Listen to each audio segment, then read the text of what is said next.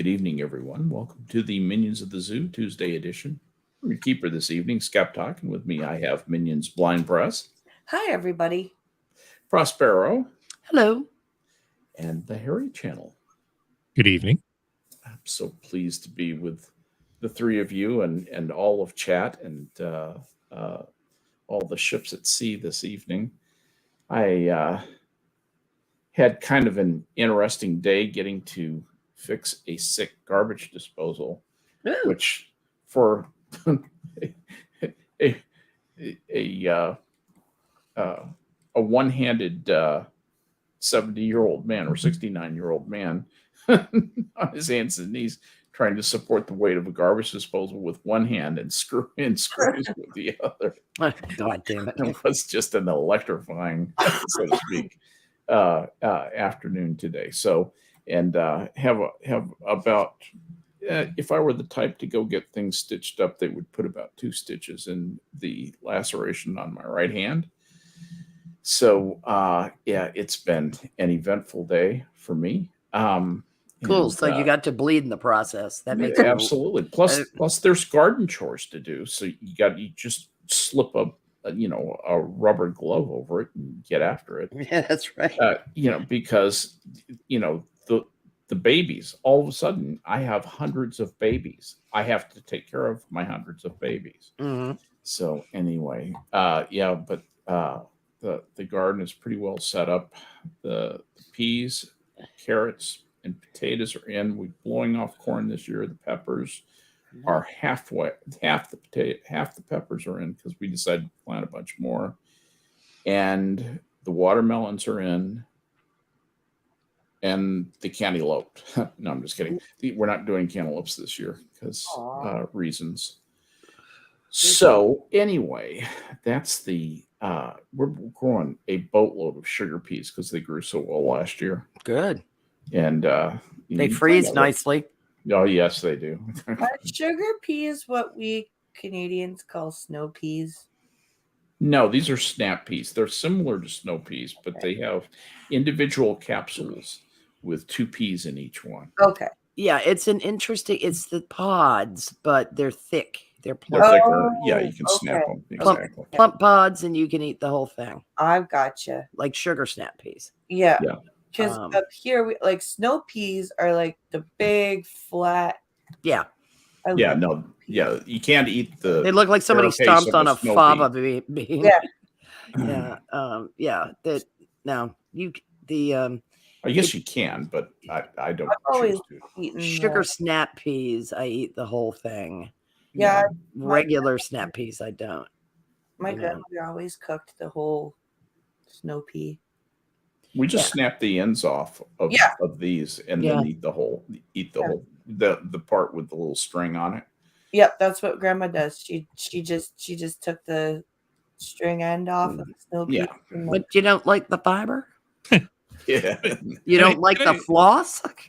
Can I tell you a brief story about me? Yes, just please. a little quick one. Absolutely, please. When I was growing up, I was largely raised by my grandmother, who was largely raised by her English parents. So vegetables were always a bit of a challenge. So growing up, vegetables and I were really not simpatico. God, that was the word that was in my mind. Yeah. That was weird. So, like you picked it out. Go ahead. I'm sorry. Yeah, I mean, there was corn is not a vegetable, so it doesn't count. But I mean, in terms of actual vegetables, the only thing I actually liked were artichokes. And I thought those were, with enough mayonnaise, anything tastes good. That's what I had for lunch today was curried artichokes, the way that I fix them. Yeah. Well, so I never ate this stuff. It was only when I became older and started sort of working in Silicon Valley and got exposure to all the different types of ethnic food that was there that I actually realized that vegetables were not my enemy. And from there, it was just like, I still remember the first time I went out to, I think it was downtown Mountain View. And it was people talk about diversity, right? Like it's easy to sort of make fun of it until you come from a sort of a situation where there isn't any of it, and then you get exposed to it and you go, this is actually pretty amazing. You know, every place I go, my taste buds are differently excited by something new and amazing. You discovered that vegetables could, in fact, not just be boiled. Okay, so here's the revelation. I went to eat at an Indian place, and of course, I mean, who doesn't like butter chicken? I Oh mean, my what's God. not to like? It's chicken and cream And butter. Yeah. butter. Yeah. It's delicious, right? Yes, What's- it is. it's chicken swimming in stuff that's bad for you. It's going to be good. Yes. But I remember one time I tried this Bengan Bartha. I'm probably mispronouncing it, which is a curried egg, which is a vegetable curry. It's an eggplant curry, Mhm. and the thought of eating eggplant is just completely anathema to me. I mean, you just skip past all of the easy vegetables. Just go straight to one that most people who eat vegetables don't even like that Yeah. much.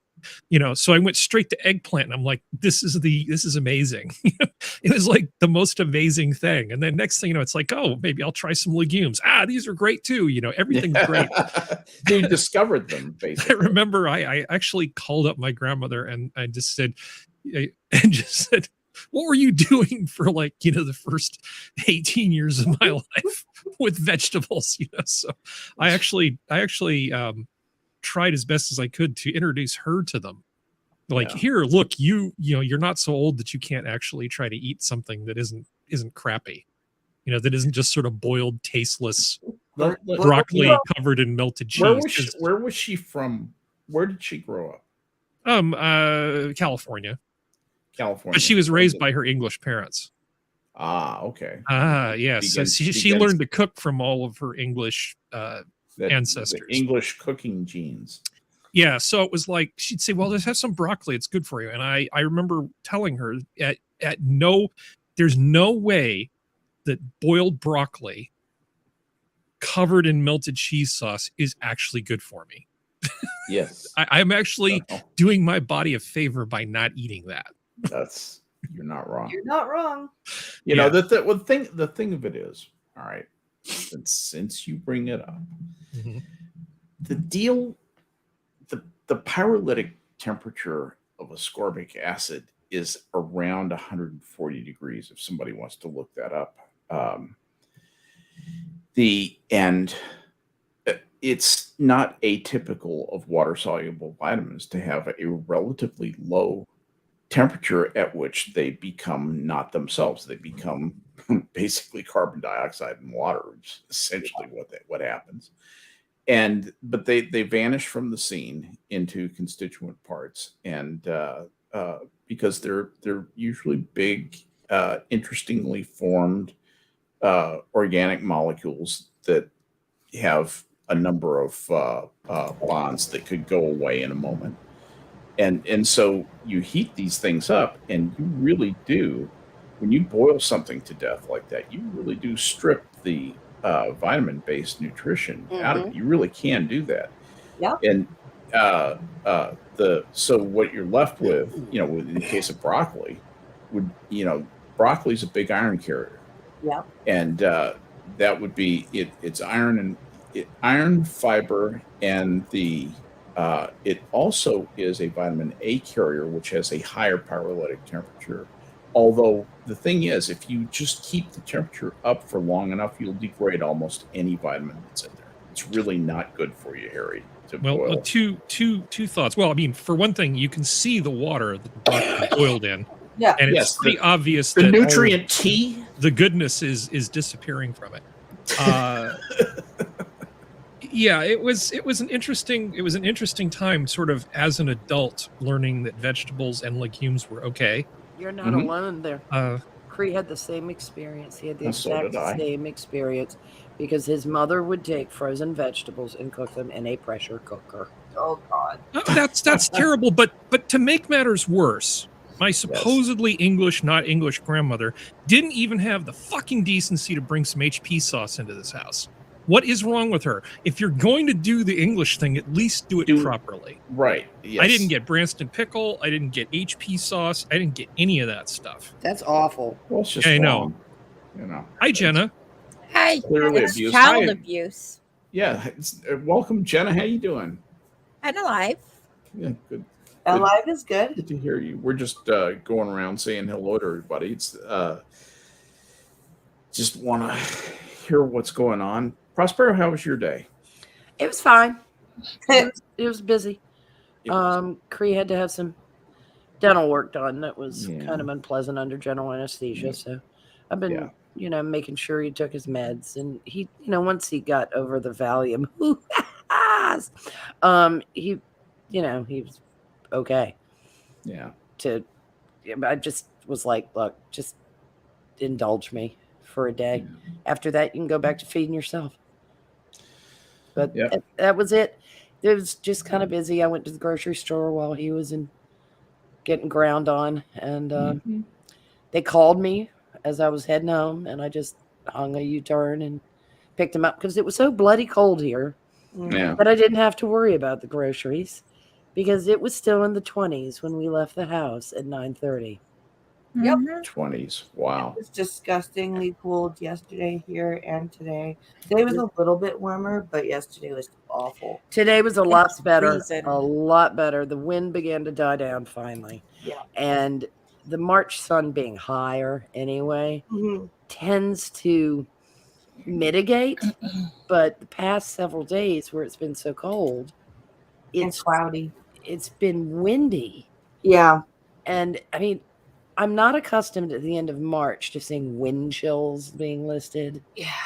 And it was just grim. And I mean, we had 2 nights in a row of very, very hard killing freezes that were close to record breaking.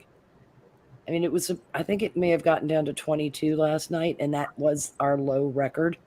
And this was 10 degrees below normal. Yeah.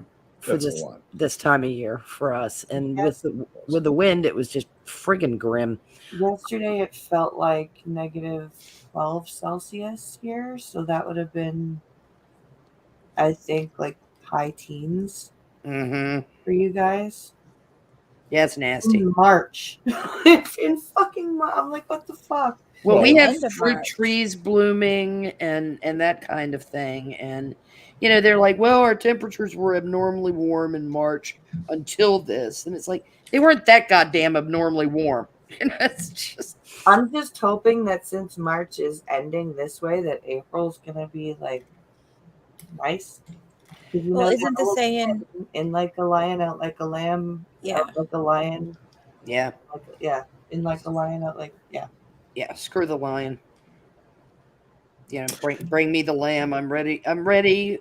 Yep. Past ready for spring. Our trees are leafing, and it was 20 degrees this morning. So it's like stop it. Our red bud is blooming. It just seems so perverse. Stop, you fools! Stop. Yeah. want to be able to go outside and walk. Like, yeah, but it's also the wrong cues. Your eyes are telling you one thing. Because cherry trees are blooming and birds are singing. apple trees are blooming and the bluebirds are back in the yard going crazy after our suet. And I'm like, yeah, this is wrong. And even the sun is coming in harder and stronger through the windows. And like when you're outside, it's like the inside of the car feels great. Mm-hmm. I mean, when you first get in it, it's like, seat warmer now. But, it's frozen fanny. But it was pleasant, much more pleasant later in the day. And of course, by the time I got all the groceries put away and that kind of stuff, on a day like today, it was lunchtime, and then it was do the lunch dishes, and then it was nap time for Grandma here. I grabbed about 45 minutes before one of the cats was like, "Are you feeding us today?" And I was like, No. "Yeah, I got around to it. I'll make you wait if you don't stop being jerks." Yeah. Yes. So So my brother's. Blind, what did you do today?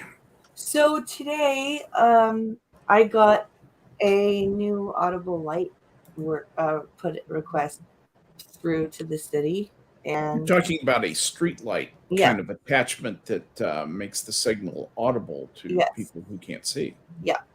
Okay. This is going to help me get to the gym safely, which I actually signed up for. on Saturday. And And you put this new Audible thing on your credit card? No, I don't pay for the thing. The city did this. It's free. The city pays for it, and it's in your municipal taxes and. Well, that's what I mean. It's free. So nobody pays for it. It's free. Sure.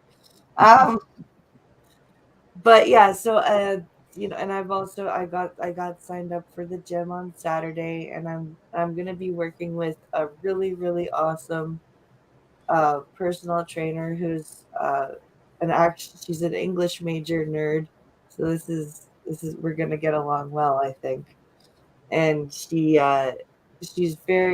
even said, like, with her sighted clients that she's much like, she tries to be more descriptive and go by body, like how your body feels when you're doing a workout, than by just hey, just watch me, because she goes, hardly anybody learns that way. It's useless to just go watch what I'm doing and follow, like. So I think we're gonna work out very well, and the whole staff at the gym, like, it's awesome that they just don't care that I can't see. They're just like, yeah, you're here to work out. It's cool. We'll accommodate whatever you need. Why would they? Yay. You can't be the first blind person to work out. No, but you would be surprised at how many people who have not dealt with that situation panic. And it's the panic reaction is so prevalent that when I get the other reaction, like I have here, it's so refreshing. It's so, like, because like Pincalo and I, we like to do little things with cashiers and customer service people, where if it's we'll be buying groceries, say, and Pincalo will be like, okay, I'm gonna go bag up, you pay, and he'll just hand me, like, I'll just go walk up to the thing, like, I'll either have my debit card or he'll hand me his, and the cashier will just stare after him like, come back, you're supposed to help her. And I'm like, Well, he didn't tell you to go get the car. right? But wouldn't that be an insane prank? We should do that. Oh, yes. Well, oh man, we pranked the oldest kid really well a couple years back. I think it was last summer, because Pincalo we were gonna go to the cottage, and Pincalo was making sure everything was ready to go, and he goes, hey, my side was blocked off still, so he goes, just sit in my seat until I can back out. So I sat in his seat, and the 7-year-old, he's like, Mom, you can't drive. You can't see. Blind people can't drive. No, Mom. And then Pincalo comes and he goes, Daddy, Mommy's not driving to the cottage. And just to fuck with him, Pincalo's like, yeah, I think Mommy will drive today. And he was like legitimately freaking out. And then his little brother, it was like having an angel and a devil on my shoulder. Because the oldest one's like, no, Mommy, you can't drive. And the youngest one's like, yeah, Mommy, drive. Drive to the cottage. I want to see it. I choked on my medicine for that story. It was good. I feel like your municipal people are missing out on an opportunity. So they have this talking, it's like a talking crosswalk signal, right? It will beep at you. Well, I mean, while you're waiting to cross the street, they could sell commercial ad space. Oh, so God. you walk up to the thing and it could just say, we're here to let you know that your car warranty is expiring soon. Oh, man. You know what I'd do if that happened, Harry? I'd jump in front of a moving fucking I car. was just going to say, suddenly there was a spate of suicides by blind people in the city. Well, no, they would do it to everybody. Yeah, no kidding. Nobody would activate the light. Because you have Actually, you have a lot to of them push would and be hold broken. the button. Yeah, they would. Yeah. Mysteriously broken. Yes. I just want to say that the Californian came up with this idea. Yep. We're very good at finding innovative ways to take money from We're- people. Yes, you some are. of the first audible signals, as I understand it, were in Berkeley, California. Is I that think correct? so. Or Berkeley or Um, Oakland? Wait, Uh, hold on. Was it Berkeley or Oakland? Because there's a big, Oh no, kind it was of Oakland. deaf- It's by Jack London Square. That's where it was. well, there's a big That's where it deaf was. contingent. Okay, I don't know how to phrase this. There are a lot of deaf people who go to school in the East Bay. Yeah. Yes. Yeah. I think there's a place in Fremont, which is south of there, that has a big deaf college. No. I'm not- Yeah, you're absolutely right. There is one in Fremont, but there is there's a community like that, and that's related to this. It's all coming back to me. Right, But these, yeah. these things were put in. I'm gonna say they had been installed for several years when I first encountered them in 1995. Yeah. They've been around for People like 4 or 5 that years for then. a bit, yeah. Right. Yeah, I don't know what it is about the East San Francisco Bay that attracts so many hearing impaired people, but yeah, they seem to be there, so that wouldn't surprise me at all. I know. They can't What? hear all the homeless people. But Yeah. they can see them. You Yeah. can smell them. You know, you have that sense activated now. You can lose more than one sense. Yeah. And living in wherever that California, I'm sure you would lose all your senses. That's a good point. Mental, physical. Did I That mention seems, mental? that seems to be Common. Yeah. Hello, puppy. Cynical. Yeah. Just says so much. This is killing Anyway. me because there's something I kind of want to do, but I know it'll get us kicked off of YouTube right now. Yeah, let's not do that. Okay. I love your screensaver, your avatar thingy. You're welcome. Believe all women, some women. What's a woman? That is awesome. Harry, how was your day? How was my day? Actually, work is going surprisingly well. Good. You're doomed. I'm making bread. I haven't done my taxes yet. I'm kind of afraid. I'm even more afraid of next year. You haven't done your taxes? No. Last year No. you did them in January. No. I have taxes I have to do. Yeah, you hold on to your money You as long have as you can, don't you, Harry? You don't Oh, yeah. overpay and get a big you have refund. 18 Oh, no. days or 17 no. Lad. No, and I'll just be filing on extension. One of the things that people don't realize is there's a bit of a trick. If you have a SEP IRA, you can actually contribute to that up until the day you file. And if you file on extension, you actually have extra time. Talk to your accountant. Don't take advice from idiots on the internet. Yeah, But that's going to say my that was not tax advice, ladies and that was gentlemen. not tax advice. That's Yeah. just what Harry's going to do, whether he's right or not. There we go. Good lad. I felt as the words were coming out of my mouth, I was like I need to be careful here. I almost came out of my skin. Well, it's not as if they've created a cartel and then used the law to enforce their cartel. It's nothing like that. No, not at all. Yeah, you can't give somebody legal Everything's advice fine. unless you have a specific license. I mean, free speech is fine, but you're not Mhm. allowed to express certain opinions because, well, Here's Otherwise the it'd be chaos. problem. And you know what?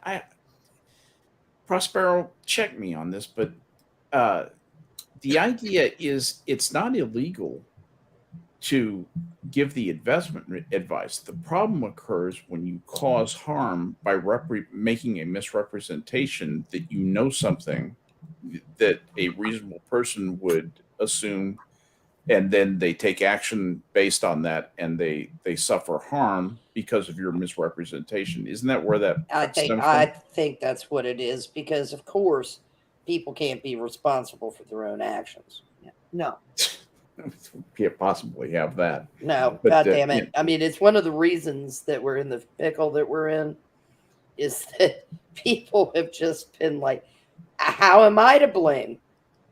Well, caveat emptor, bro. Yeah. There is not Yeah. always someone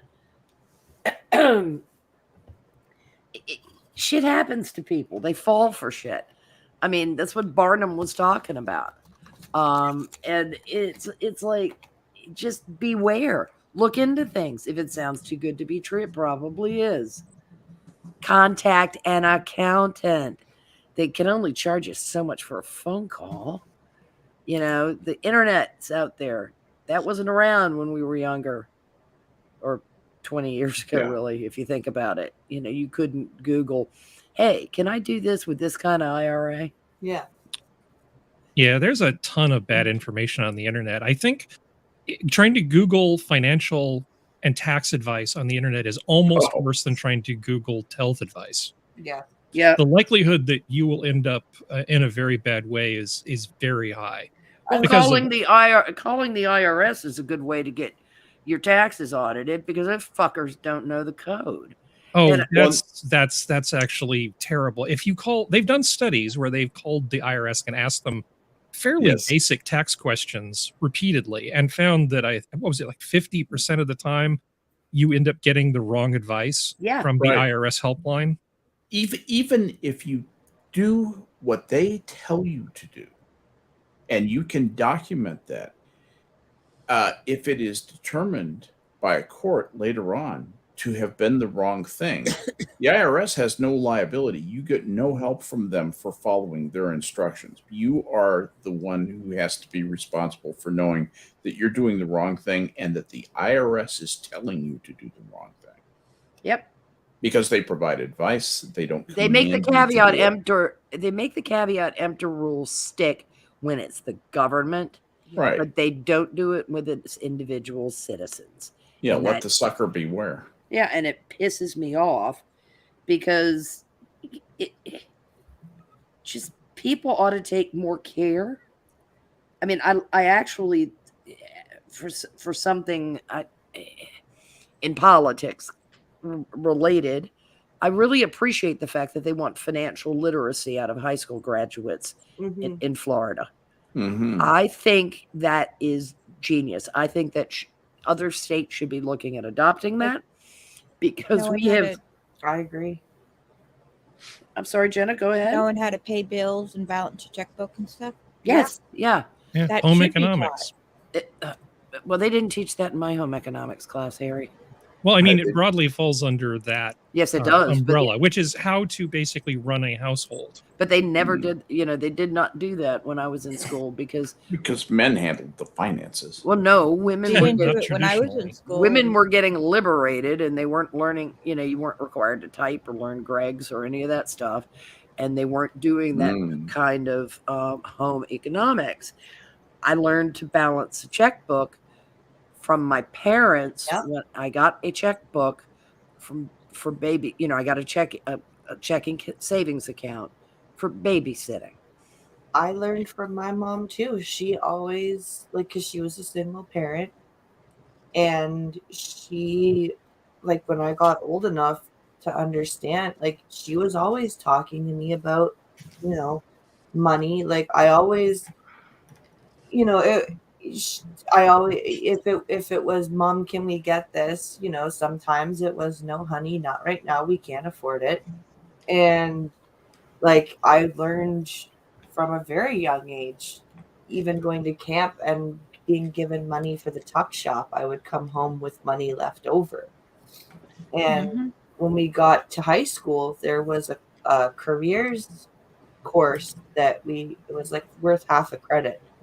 And one of our projects was we had to partner up with somebody in our class and basically pretend that we were renting an apartment together, and we each got like an imaginary budget to furnish our part of the apartment. And my partner, his parents never discussed finances with him. They were very well off. Both parents earned six-figure income, or like at least a five-figure. Like they were very well off. And he barely, like, I think he managed to get himself a bed and a desk, for his budget. I think we had $1,000. Ah, And I had a whole bedroom set up. I had dishes. I had a place to eat. I had a television, like a small TV. I had a wardrobe, and I had money left. must have freaked him out. He's like, "How did you do that?" I'm like, Budget? sales. Yeah. The now my parents didn't discuss money in front of me particularly. It was a case of this is the passbook for Yeah. the savings account, and this is how you keep the ledger. And then and then it was just kind of, this is how you write a check. Yeah. This is you put the number in, but you write this part out, and it was thank God they did it, because otherwise I would have been, because there were no ATM machines. Mhm. Absolutely. I had to go to college knowing how to write a check, because I had an account here where I'd moved most of the money from there, and that was what I bought books with, Yeah. what I used to buy sundries, and hey, Yes. look, somebody's got a Nice. 20, we're going to Pizza Hut, that kind of thing. But I think it's wonderful that to help people not fall into these traps Yeah. that we were talking about. Yeah. It's been long overdue for athletes. Oh, kids nowadays don't know shit about money. No, they think that Oh, it's It broken. magically- Just get a new one. Oh, you know what I mean? Yeah. It's like it doesn't work that way. It drives Pincalo and I crazy, because we've never really raised our boys like that, but they still think save like up that. and buy a new one. They're but- just like, "Oh, it's broken. We'll buy a new one." And we're like, "Really? With what money do you think we will be buying a new one?" Well, after he also- saved the money, we went, Yeah. And then you we're can't like, get it yet. Sorry. we're like, and also you broke it. Why should we buy you a new one? Right? Like, you weren't careful with this one. Why the hell should you get a new one? Yeah, I mean, when I was a kid, it was like, learn to take better care of your things. Yep. So that's part of it. Well, anyway, Harry, how was your day? You already asked that. I mean, Harry. God, what is wrong with me? Jenna, how was your day? I know I asked her. It was good. It's my Was what's my sitting brother's at Yes birthday? Ferratu. It was your brother's birthday? Well, happy Yep. birthday to He your turned oldie old. Yeah. He's my older brother. I got to see him because Erica, who works for me, had to come and do some stuff. So we went and visited our grandmother and our great aunt Shorty, who is staying with my grandmother right now. Nice. And she didn't irritate me, and I didn't kill her, so that was a good Oh. thing. That's even better. And James and I had a date night and went to dinner and Awesome. had steak and potatoes and asparagus. It was lovely. You ate meat? I ate meat Ugh. How could you do that to those poor cows? very And happily. the planet. And the planet. Yes, of course. It was I think. delicious. The cow did not give its life in vain. Nope. Jenna No, enjoyed this her was meal. a very tender cow. Good. That's the best kind of cow. Yeah, it's my favorite. Excellent. Well, And it's that's all. I Oh, was and all gonna- my kids are gone. Well, not All all your the ones, kids- but all the ones are. They're with my parents in Florida. Ah. They're So going to how's- visit Prospero. How does that feel? I'm not in Florida. Yeah. Quiet, but I haven't been feeling well, so I've been able to get more sleep, and Good. Excellent. the older kids, that have jobs and just couldn't take off are still home. So we've been having fun with them too. Excellent. You're making that transition to adulthood. I We're cannot take all my of- eyes off Nosferatu. God, that is funny. We live in a multi-generation home. You think they're I'm gonna get out? gonna describe it for blind press. Okay, well, it's like an alien with wide, pointy ears. It's a human-like, but alien features. You know, his ears are exaggerated. His head is kind of misshapen and bald. His eyes are wide open, and he's giving you a crazy look and a thumbs up, and it says yes, Feratu. You know, That's great. It's almost Ferengi-esque. That's Well, what I he's was supposed to be thinking. a vampire. yes. Well, he's a Nosferatu, looking creepy vampire. a 1922 silent German expressionist horror film. But he didn't look like that in the movie. They just edited him to put a big smile on his face and give a thumbs up. So just that's right. He doesn't have vampire teeth. That's the best jokes are the ones you have to explain. I always find that's how you can tell it's a really good joke. You want to make it obscure enough or sophisticated enough that you have to spell out why it's funny. I suck. You do not suck. But you know, I was happy to see on the Oscars return to real comedy. Did you see Wanda Sykes and Amy Schumer and what's her name? You said we weren't going to talk about that godforsaken shit.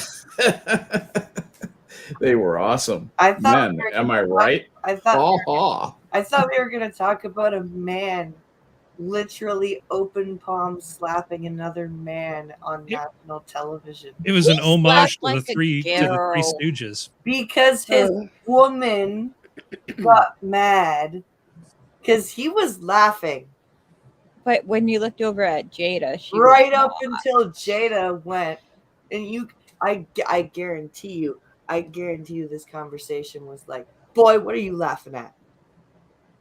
And then he yelled Nothing. after Mhm.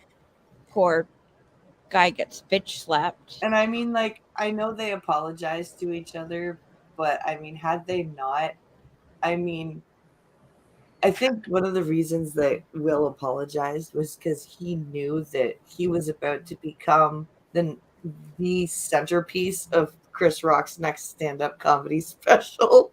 Did he apologize? I Yeah, thought he did. like fake apologized. Well, they both apologized, but I actually thought the whole thing was faked. I'm kind of half. The Tim Pool theory.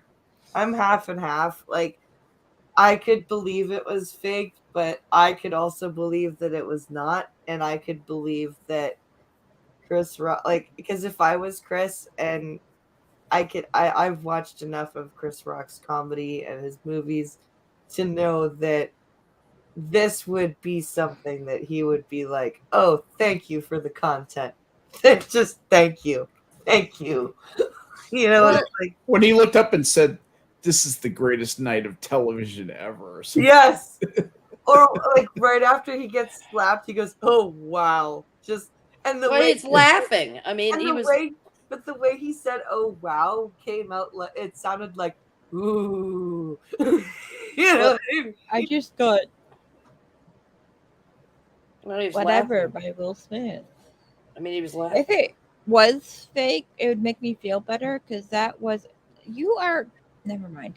It would make me feel better because he slapped him like a little girl. Well, I read an article on the coffee stream yesterday from people.com. What is Harry putting up now? It's the picture of the solar system, and I can't tell you anymore because he made it go away. Oh, No, Maybe this one. it had faces on it. oh. Yeah. But I read an article from people.com yesterday about some chippy poo named Tiffany Haddish. I have no fucking idea who that is. But she apparently thought it was beautiful that Will hit Chris and defended Jada's honor. And I'm Well, like, they have an open marriage. it's only open for her though. What? Yeah, Yeah, he's yeah. a cuck. It's only open for her. So she can sleep with whoever, but he Yes. can't. Yes. Well, don't forget, if he sleeps with her, he no gets wonder to sleep with all the people she slept with And, in so- a microbiological Right, sense. exactly. But that explains why he slaps like a bitch. Yep, it does. But she's like, it's beautiful that he defended her honor, because that's what women want in their husbands, to protect them. And I'm like, no, I'm sorry. The only time I want Pincalo to protect me is if there is literally like somebody that I know I cannot physically defend myself against. Do you know what I mean? Like, Yeah. actually, and Pincalo doesn't even want, like, in all of the years online, when has Pincalo ever ridden to my rescue? Because I don't need it. Right? Like, No, I think No. more the reverse would be likely, frankly. the whole point of being Yeah. an Okay. adult is that, like, yeah, you have each other's back when it matters, but like, you should be able to fight your own damn battles. Like, especially when it's a joke about your fucking hair. Well, she's got She has alopecia. alopecia. Okay. So apparently Chris Rock was supposed to know she had alopecia and how hard it is on women that struggle Oh my- with alopecia, or whatever the fuck. I saw on Twitter some fucking Ugh. moron try to say that Chris Rock was being ableist because Right. Yeah, Oh. well, she got a handicap sticker for because that alopecia. alopecia is Mhm. apparently a disability somehow. It's You deadly. lose your It hair. is deadly. I Kill think a it's, career like that. I think it's probably, Oh, I mean, it is a big deal to people who it's a big deal to. I mean, there's guys that get pretty weirded out about losing their hair. And then there's other guys who just go, hand me your razor. I'm done with this. Well, there's weirded out, and then there's claiming that it's a disability. Okay, it's not a disability in some sense, but I mean, it could be pretty. I'm trying to. It's I'm like playing having devil's really advocate. horrible acne. You know, It would- it could yeah. be embarrassing, It's and embarrassing, yeah. and but you have Yeah, it's but not. it's look, deal with it. You're an adult, for It's- Christ's sake. yeah, And you're an wait. adult worth millions of dollars. On Maybe top she of it. doesn't have alopecia. She has a sexually transmitted disease that causes hair loss. Jesus Christ. Oh, okay. Jenna, I Hold love on. it. Hold on. She is not okay. She has been talking about it. It's not like she's so traumatized about it that she wants the world to pretend that it's not there. Yeah. You know, she's shaving her head. She has talked to people in interviews. I did some checking. I haven't read them, but I asked some people, "Hey, is this a thing that she talks about?" Yes, she talks quite openly about the problem. She's at the point where it really shouldn't be that big a deal for her, based on the way she treats the topic Mhm. in public. Yeah. But this before was we get serious about this, I just offensive wanted to convenience. I wanted to let you know, I did see one comment in a Discord, and I don't want to, what happens in Discord stays in Yeah, yeah. Discord. Right. But somebody made a comment about this, which I thought was the funniest damn thing I've ever seen. I haven't seen anybody copy it. It said, that slap is the most attention black on black crime will ever get on the media. Nice. I heard that on the 5. Oh, I really? think they It sounds like a yeah. Gutfeld line, you know? Yeah, Yeah. he's the one that said it. Yeah. Yeah. Well, Well. Jada Pinkett Smith is worth $60 million. Will Smith worth about $350 million. You know, I think with all that money, they could hire someone to teach them to be classy enough to sit there and smile patiently when somebody says something that conceivably could be offensive to them like that. I'm sorry. To me, that was the right thing for them to do, was just to sit there and, to not take offense, not even dignify it. If it was a crass comment by Chris Rock, guess what? You hire Chris Rock to be your host, he's going to make some crass comments. That's what he's there for. if you don't, if you're out there and you're a big name, you might get made fun of. They know all this stuff. They know this stuff down to their bones. And getting offended like this, I think it was just. I almost think. I'm not sure. I think it was faked, but I think that once things got going, both Chris Rock and Will Smith have a great sense of what makes Yeah. great viewing, and I think they went for the moment and kind of achieved it in a weird way, even though to me it was tawdry and. I would just like to say that if Chris Rock made a blind joke at my expense, I would hope to God that somebody recorded it. Well, isn't that like Yeah, I mean, I'd be like, can I have your autograph? I would be like, thank you, sir. May I have another? Well, not Chris Rock, no. Don Rickles, yes. Yeah. Yeah, you want to be insulted by Don Rickles. I know. Isn't I he love dead? Chris Rock. Chris Rock is. Yes, he is. Chris Rock has done some pretty solid work. I love Chris Rock. Yeah. He's always made me laugh. He was Most of great us in can't Dogma. repeat on Well, here's the thing. Nobody actually watched the Oscars. The only reason people know about the slap is because it was covered on YouTube. Yep. You're not wrong. Incessantly. Yeah, the Oscars are just they're not drawing any There were people. views at all. The Pincalo watches a channel. Your Movie Sucks. And they were watching the Oscars and then doing like a commentary, kind of the way that the Lords of the Night did the debates, like without the audio. Mm-hmm. And they would tell you where, like, if you wanted to sync up. But honestly, watching it, their commentary without the Oscars was almost better than watching the Oscars with their commentary alongside. Oh, I would imagine it was infinitely better. That's how I used to watch the CNN debates with like, I just used to listen to Monkey, Scribe, and Statsu just yelling it. I didn't need the CNN stuff in the background. I just listened to them yell. It was more digestible, certainly. Yeah, I love the way that Variety is covering the Oscars last night. The Oscars drew 16.6 million viewers. That's it. In actuality, that's the second smallest viewer number they've had in the history of the televised Oscars. I was gonna say that's low. That's very low. It last year was the lowest with 9.85. They didn't even get 10 million views. Wow. They did not even get 10 million views. This is a place that used to get 30, 40 million views.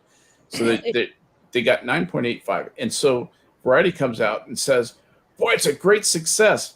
Views up 58% from last year. I guess it's a recovery of sorts. We have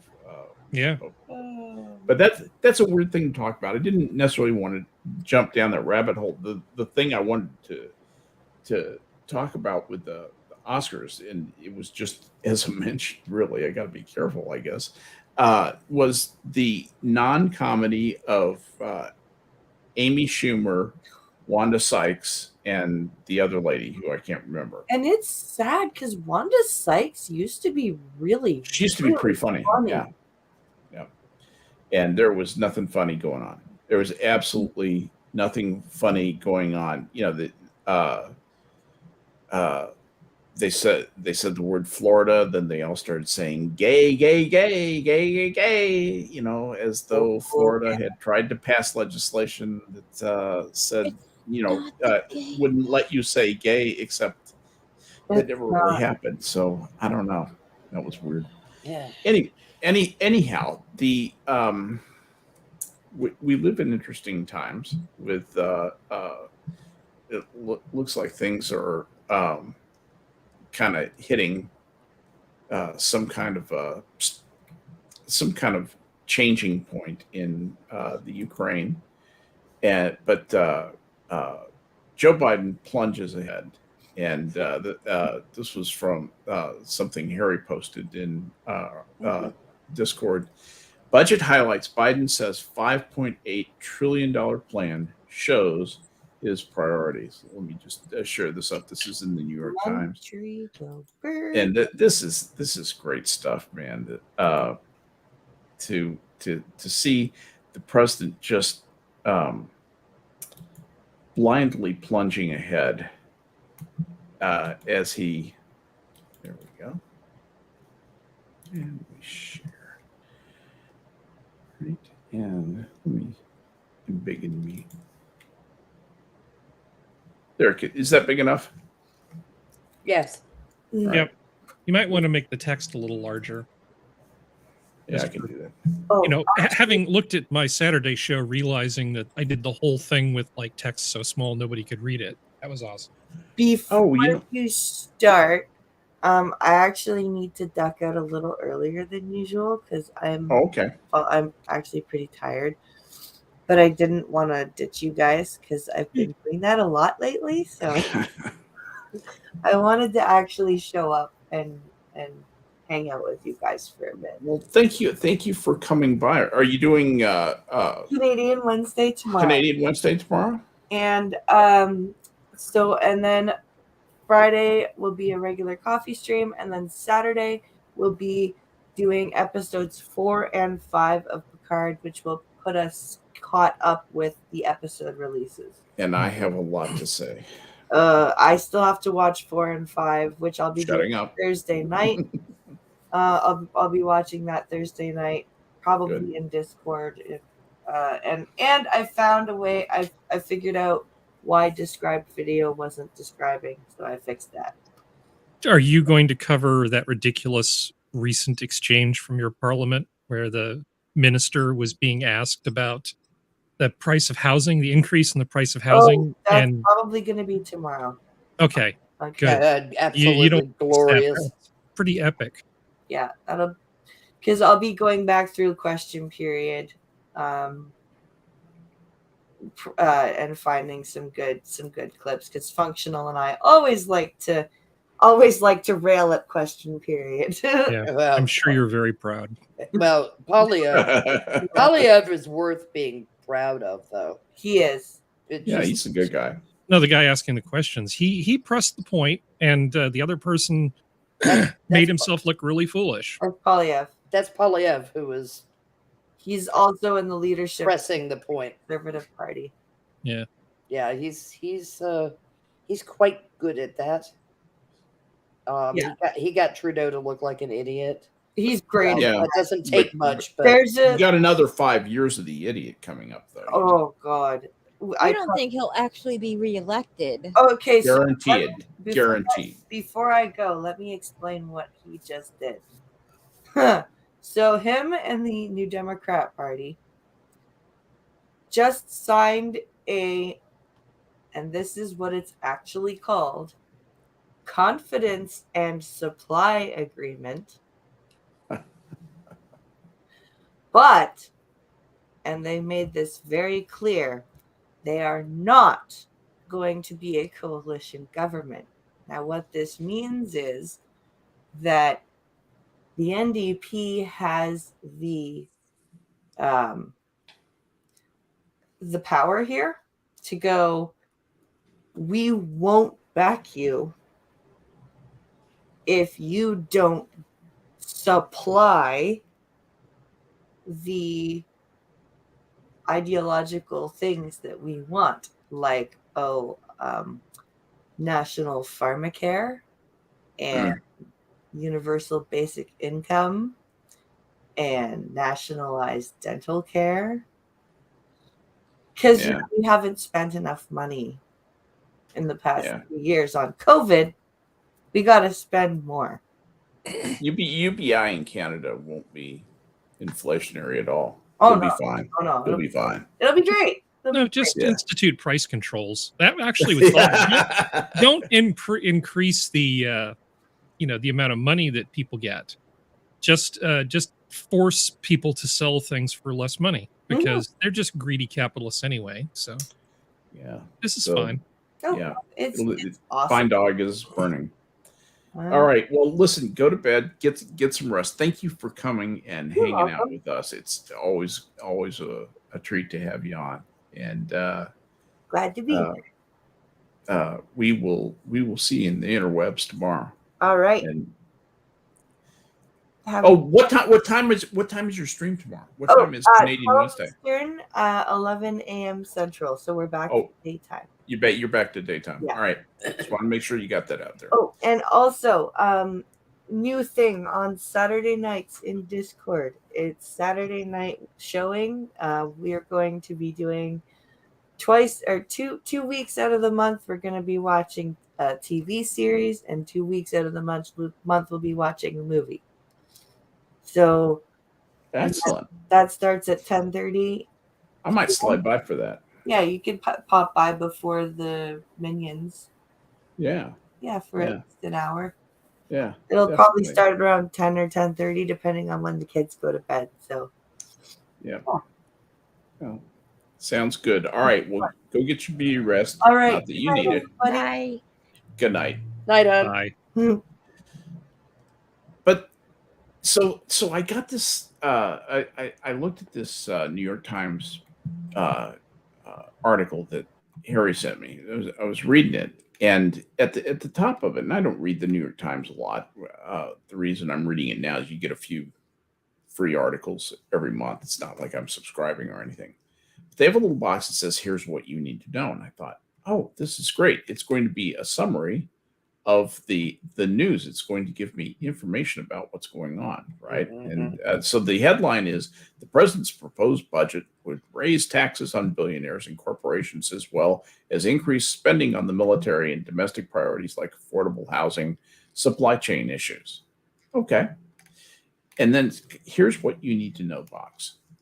Biden wants new taxes on the wealthy and more spending on the military and domestic priorities. Okay, he wants that. That's what I'm being told there. Okay, let's go to the next bullet point. Lawmakers in both parties signal changes for Biden's budget. Okay, with a center-leaning budget, Biden bows to political reality. Okay, when am I going to learn about the elements of the budget?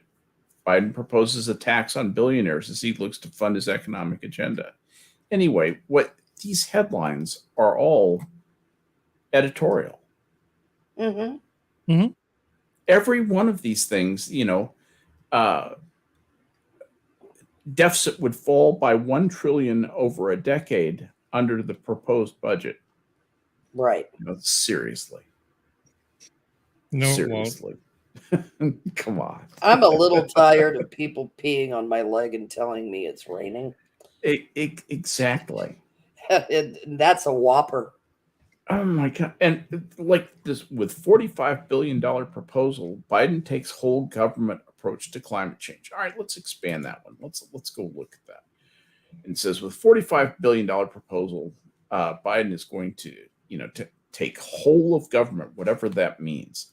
And then they have a coal power plant, the 3 stacks vomiting smoke into the brown sky. Of course they do. Stock photo from 1968 or Right. a picture of China. Before the Clean Air Act, exactly. Mm-hmm. Mhm. So, and it says President Biden's budget request includes a total of $45 billion spread across the federal government to address climate change, an increase of $16.7 billion over the 2021. Most of the money would go to 5 major agencies, and they're taxed with reducing pollution, expanding conservation, research, and clean energy technology. Blah blah blah blah blah, and it gives their names: the EPA, Department of Interior and Energy, NOAA, and FEMA. It's also woven through other agencies, embodying Mr. Biden's pledge to create a whole of government approach. They don't understand that he's the whole in the government, the asshole. The approach to climate change with the creation, for example, of a new Justice Department of Environmental Justice, because that'll help with global climate disruption, right? Aimed at Mhm. redressing the way in which environmental damage disproportionately harms minorities. Sure. And a $10 million program in the Small Business Administration to help facilitate loans for small clean energy companies or to make small businesses more climate resilient. Okay. When $10 million, really? That's a fart in a windstorm for SBA, you know. That won't even buy them stationery.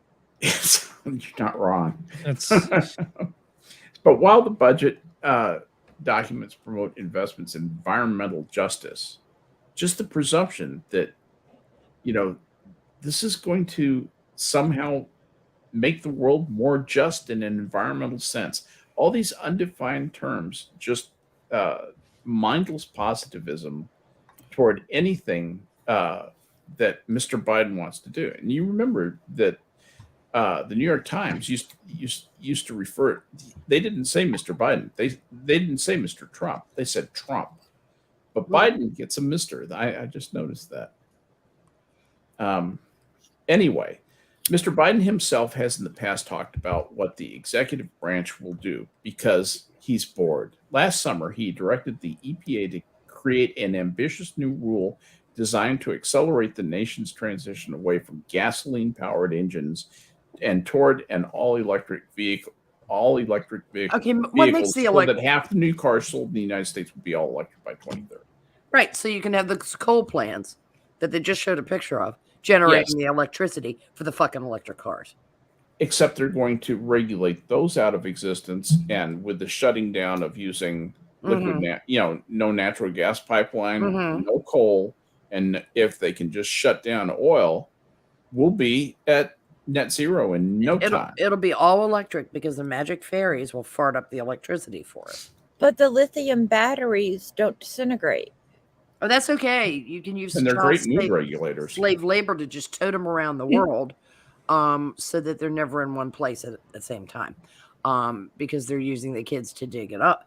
Because, gosh almighty, I wonder if any of these people have seen lithium mines. I think they'd rather work in a coal mine. Just saying. Yeah, it's so anyway, it says since directing the EPA to write those rules, Mr. Biden has said almost nothing about them publicly. He barely mentioned climate change in the State of the Union address or a statement about the budget. Instead, the budget appears stuffed with more politically friendly climate proposals that will not have nearly as much of an impact on reducing emissions, but could help build political support for Mr. Biden. Imagine my shock. So we're not talking about reducing emissions. We're not really talking about helping with the impact of climate change and climate disruption in the world, which actually is a thing. But this is about building political support for Mr. Biden. Of course it is. Always is. Well, you can't be that popular without spreading some love around. No, and he's courageous. He knows that you don't make omelets without breaking a few eggs. Right. And there's there's nothing more courageous than a politician with a bottomless checkbook. And that's what he thinks he has. It's absolutely full of fortification. Yes, indeed. He did a great job. The Adderall is strong in this one. Yes. The man is strong. I just can't. And the oohing and the eyeing and the eye batting and it's about time someone, So juxtaposed against all this, I saw an interview, Megyn Kelly's interview. I think it was Megyn Kelly. Maybe it was Dave Rubin, but it was one of them, with Judge Andrew Napolitano. Okay. Very interesting guy. Yes, he is. Smart guy, childhood friend of Alioto, of Alito. Alioto. I'm thinking back to mayors of San Francisco. Judge Alito, and just all around interesting guy. And he had an interesting theory. He thinks that the United States is going to be broken apart essentially by China and the EU in about 20, 30, maybe 50 years. We'll break into about possibly 3 or 4 countries. And I had thought some things like that too. I previously had thought, now we're way too interconnected. You know, the world is too interconnected to have any kind of big changes like that. But what constitutes a political change? That definition is changing too. And it might be more doable than we think, because you'd be able to preserve a lot of those relationships. But you have people who really have become different, settling in different places and reinforcing the values in their new home. People leaving California and heading for Florida and Texas. The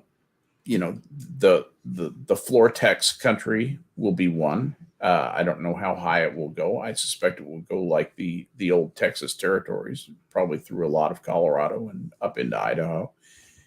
And then you'll have the Northeast, of course, maybe a Midwest country, and then you'll have the Pacific states. And that'll be the new set of countries. I guess we get cool new flags, and maybe they'll be very similar, like Australia and New Zealand. I don't know. What do you guys think about that? You think that could happen? The U.S. is going to break up into pieces? Yeah, I actually think that might happen. I don't think it's going to I'm happen. from Boston, so we already think we're our own country. That's true. I think that everything would have to basically crash and be rebuilt with those. I don't see any piece of it successfully peeling off, possibly with the exception of Texas. Yeah, exactly. And let me tell you why. There's a lot of resentment in Texas when we have accountants here in Texas. I don't know if anybody knew this. We have people who can do top-notch accounting, and they look at the books of New York State. I'm not talking about New York City. I'm talking about New York State. New York State is in any other context, if they were a business, they would have been bankrupt 30 years ago. Oh, yeah. They would have been Chapter 7. There would have been no reorg.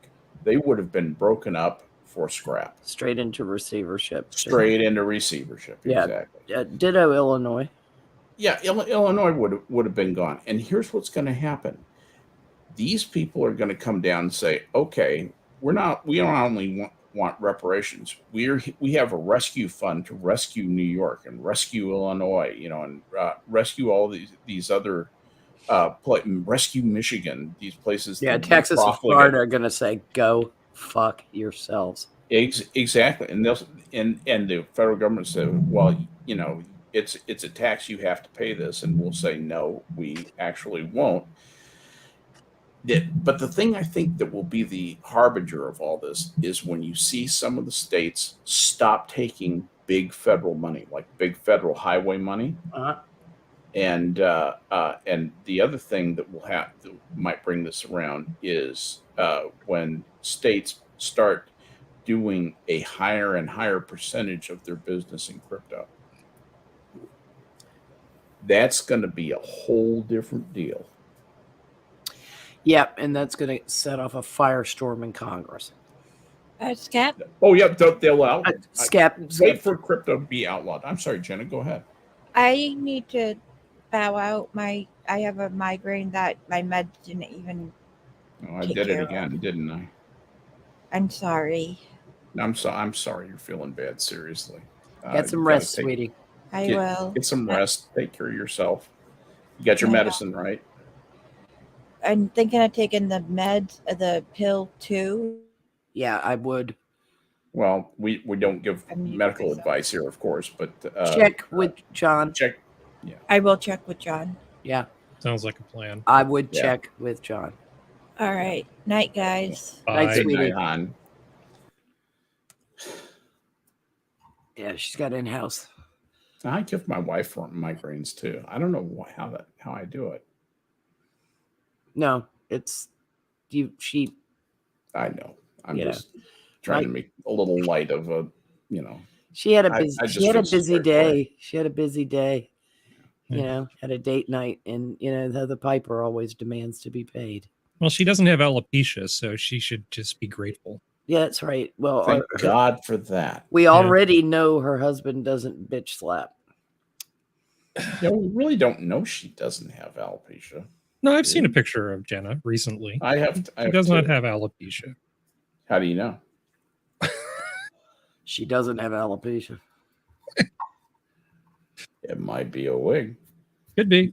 Hair club for women. Nah. Yeah. I've seen pictures of her when she was young. That's her. I've seen that. Women have their secrets. Yeah. We recognize young hair grown older. Yeah. No, it's that's the same here. I know it sounds insane, but what I think is that there may be there could be some kind of a change in the relationship, at least the fiscal relationship, where the southern states say, no, we're not going to finance that. Go screw yourself. And the federal government says, okay, well, now maybe you're kind of like your own country, but have some sort of associate relationship, become more like the EU is what I'm trying to say. Well, let me ask Using a lot of Prospero a question as a means of answering your question. I'm trying to think if there have been successful secessions from large, powerful federation like confederacies in the past. Like I think of even the Catalans voting in to secede from Spain, and Spain just says that's cute. We don't really care what you think. Great Britain voted to leave the EU. Well, that's not quite the same kind of relationship. It really was still optional in law. They could literally point to law that allowed them to do that, and I don't think that even the Texans have that. Yeah, they do. No, we can split into 5 states. 5 states, but we can't secede. Right. Yeah. But I don't think we can secede. I mean, if you look at all of world history, I mean, I know there's countries that have split apart, like Serbia and Croatia, right? So there was that little split, but that was because they were shortly freed things that were previously never had a test. We've never had a test case of supremacy clause. What I was going to say is reverse de-ratifying. The separating oneself from the Constitution, in other words. Not more so than, like, let's say California or New York already have.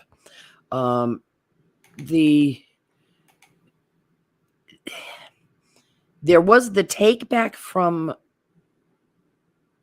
Virginia took its land back from the District of Columbia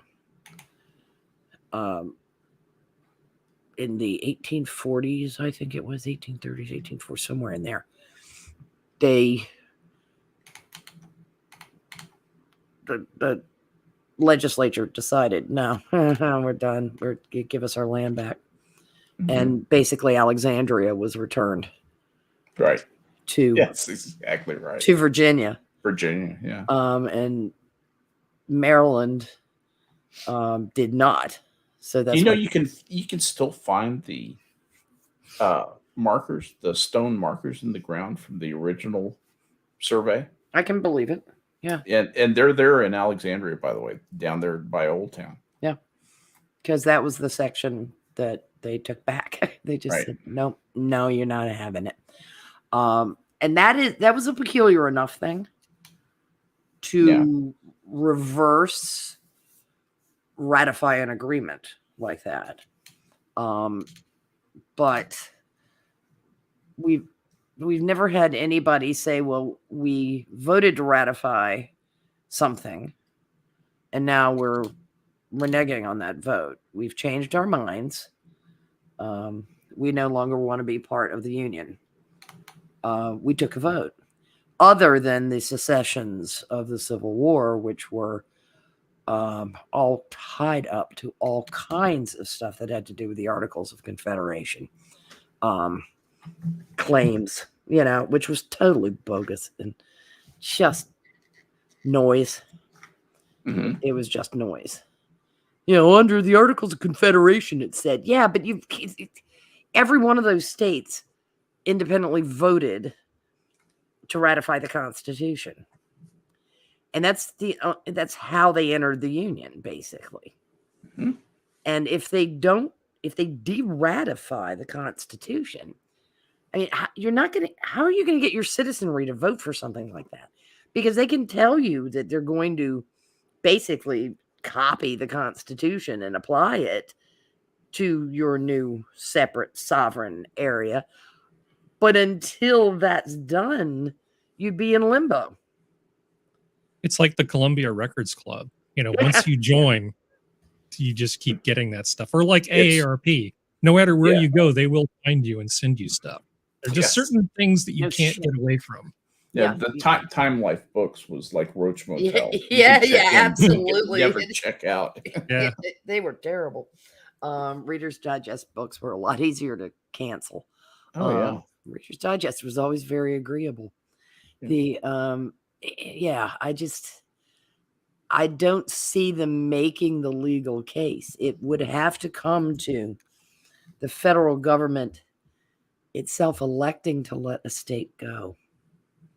But you agree there's no historical precedent you can think of. I mean, throughout Western history, I'm struggling to find one. I can't think of that kind of separation. I mean, there were some peculiarities of the Scots and the English, and the Scots and the English, and then the Scots in Great Britain. But no. They had a referendum on independence, and it failed. And of course, they're beating the drum for another referendum on independence. The current government has told them, you had your shot. Your countrymen voted no. And you don't get a do-over. Oh, I did think of the exceptions. So when you have a large power that effectively intervenes, you end up with a situation like North Vietnam, North Korea, that sort of thing. But that's not really an example of what we're talking about either, unless Mexico wants to join up with Texas. And that's not so much secession as it is conquest. Yeah. It's more proxy conquest. Even though peculiarly China inherited North Korea, it was the Russians that put the Kim family in power. Yeah. So that's a very peculiar one, and it has to do with the on again, off again, on again, off again tensions between Russia and China because of being immediate neighborly competitors. Well, my point in asking this was because I know Prospero has a more well-rounded education in history than I do. Yeah, forgotten most of it, dear. You still know more than I do. More than me too. No, given that it's never happened before throughout all of recorded human history, sort of the scenario you're talking about, it doesn't mean that it can't happen. Correct. But it makes it seem, I'm sure this conversation has taken place many, many times and never amounted to much of anything. Accountants are not going to be the force that drives these things apart. You'd have to have some sort of legal justification and be smart enough not to fire on Fort Sumter. Correct. Prior to the firing on Fort Sumter, it's obvious the federal government took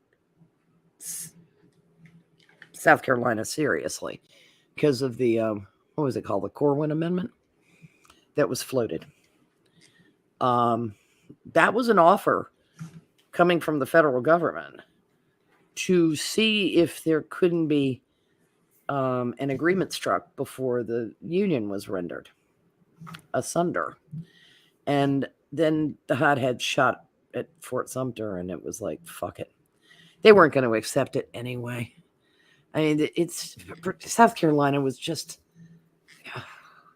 I know, but it was really dumb to fire on Fort It Sumter. wasn't- That's like deciding you're not going to, They you're not going to become Elvis's agent. they That's should right up have. there in terms of dumb. They should have made the federal Nice. government make the first move, and they didn't. Now, in Virginia, one of the reasons you will occasionally hear people, and rather historically accurate in this regard, refer to it as the War of Northern Aggression.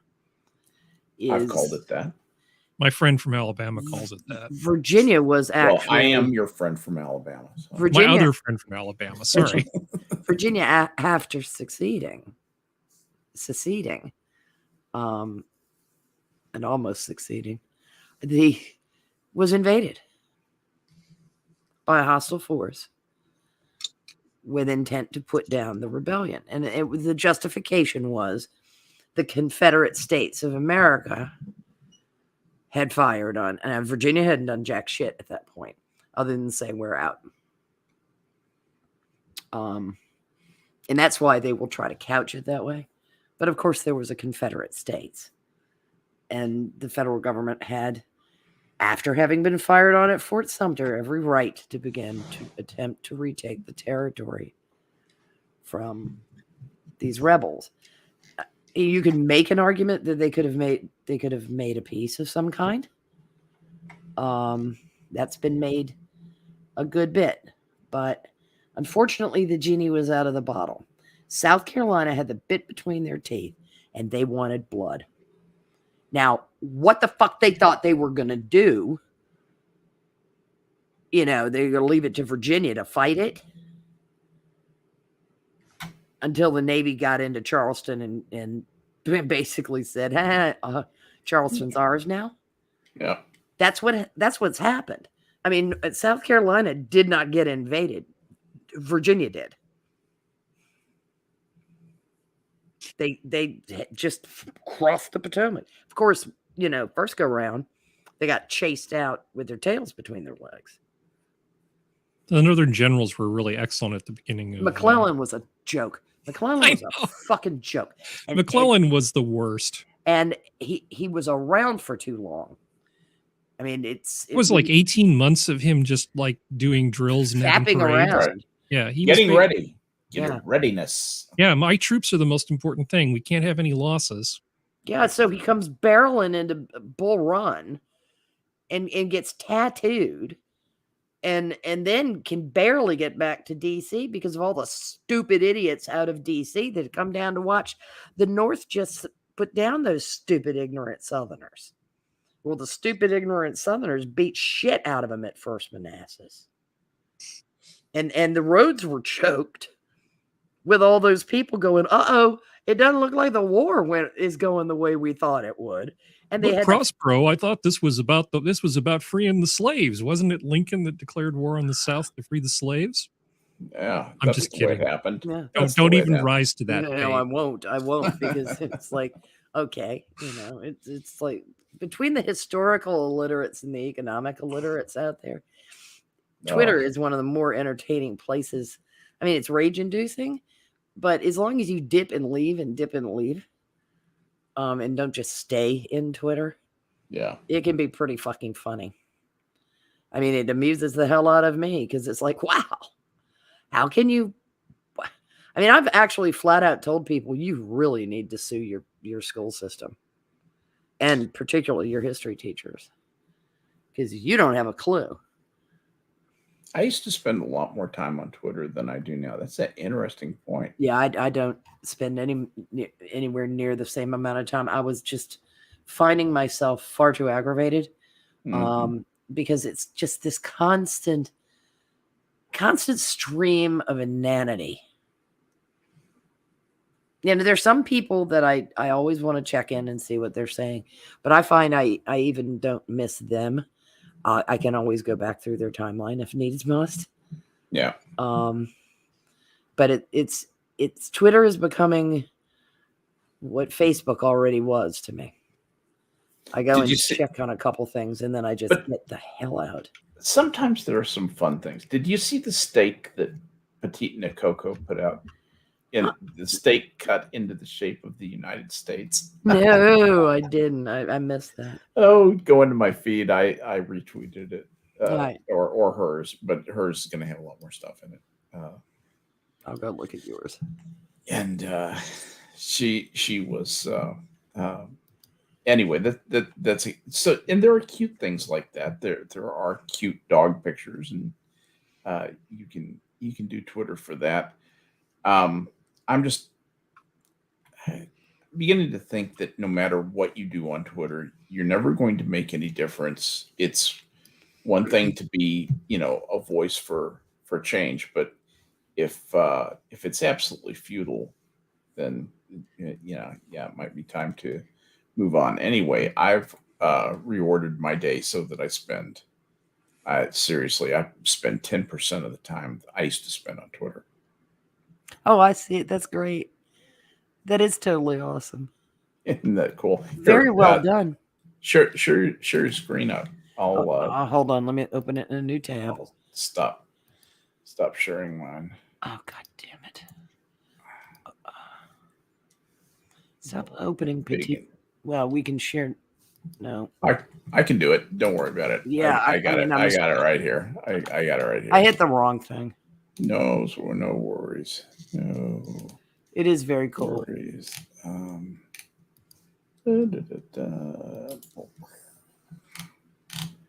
There it is. All right. And we share that screen like this. Share screen. Thanks for God, I can't believe you responded to me with a GIF of Mr. Creosote. Jesus. There's Nice. that was the steak that Petite Nicoco cut into the United States for her dad as a present. I think that's really almost too good to eat. The Dakotas and parts of Utah and Colorado are looking particularly fat today. Yeah. I like the wrinkle along the South Carolina. No, that's kind of the We're nicely North marbled Carolina down and here in Virginia. Texas. Yeah, nicely marbled. Nicely marbled. So Pacific anyway. Northwest a little on the fat side too. Yeah, that was pretty cool. By the way, Petite Nicoco is really worth following. She posts some pretty cool stuff, and she's one of my friends online who, and like Prospero was saying, I go look and see what she's saying in her feed. Sometimes she's very, very witty, very intelligent young woman. But at any rate, yeah, I was looking at this. What was it? Oh my God, Harry! Oh, Harry, what are you doing? Nice. It's a Trump steak. Did you just cut that while we were having the conversation? Did you cut a steak into that? That's awesome. No. I did not cut that. You're really fast. Yeah. 3D printing a steak. Oh my God, it's just Trump. It's just awesome. terrible. So did you see that I had this up? Yes, I love that. Yeah. It's like Jen Psaki. Stop being poor and buy an electric car. Buy an electric car. It runs on pixie dust. Yeah. And unicorn farts. It's great. Hungry little family living in a, bombed out abandoned house. Pedaling like mothers, every 24 hours a day. Pedal that bicycle, sir. Yeah. Well, you said so many things earlier, Skep, that I wasn't really sure which piece to grab a hold of. Find something you like and have at it. Well, I mean, there are a number of really good YouTube channels that can explain to people in detail about electric cars, what the challenges are. Mm-hmm. Now, if you look at the cost of lithium-ion batteries and the density, it's become really a lot more attractive. Yeah. And the possibility that we may have electric cars which cost-wise compete with internal combustion cars that's actually something that's probably going to happen fairly soon. That's awesome. So there is going to come a time when it's actually cheaper. Now, cheaper is of course relative. If you're talking about the big problem with electric cars is range anxiety. Mhm. Yes. So, you think, well, but what if that thing that I only do once a year where I get in a car and I drive somewhere that's far, far away, I don't want to have to spend all this time recharging. Because it's a less than, it's a lot of time you're going to spend charging. Yeah. And I think from a rational perspective, you'd be ahead just sort of renting a car that has a gasoline engine for that one vacation a year versus optimizing your entire life around your vacation when there's 53 other weeks in the year. Yes. But it is improving, but the grid is nowhere. There's not a snowball's chance in hell that the grid is going to be ready right where I was to going. service that number of cars. Even if you solve the economic problems and the battery problems and all the other problems, there's can't no ship way that much energy. The grid is just not going to be ready for that challenge in 2030. Right. And it doesn't matter how much wishing and posturing and virtue signaling you do, you are not going to get away from that AOC fact. says, no, she's already got plugs in her house. She Oh, can yeah. just run an extension cord out there. It'll be fine. And black out her whole neighborhood eventually. Sounds like a plan. Sounds like exactly what they would do, too. Yeah. I mean, the government tries so hard. It's like a really dumb, untalented kid that's trying really hard to please sometimes. Everything it does just turns to crap. Mm-hmm. And then it's so proud of itself when it thinks it's done good. Like, look, did I do good? I put ethanol in the gas. Look at all the CO2 that we're saving by putting ethanol in the gas, and the farmers are doing better. But if you do an analysis of the total amount of energy that goes into producing that fuel, ethanol and gas in America has produced more CO2 than it has prevented. Oh, no, never say so.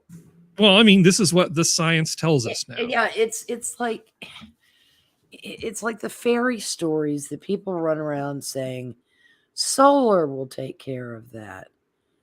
No, it won't. It's like you don't know that. We're not going to cover the planet with solar panels. Do you know how much electricity is used daily in New York City alone? Now, let's talk nationally. It's like wind turbines. Those two things are going to fix everything because they will not talk about nuclear. And well, some people will. Well, some people will, but there are a fuck ton of them won't. And a lot of those progressives also have that thing about nuclear. Ugh. And if they were pushing nuclear while they were pushing this and getting the infrastructure of the grid up to par that it could handle electric vehicles on the scale they're talking about, then we would know they were serious.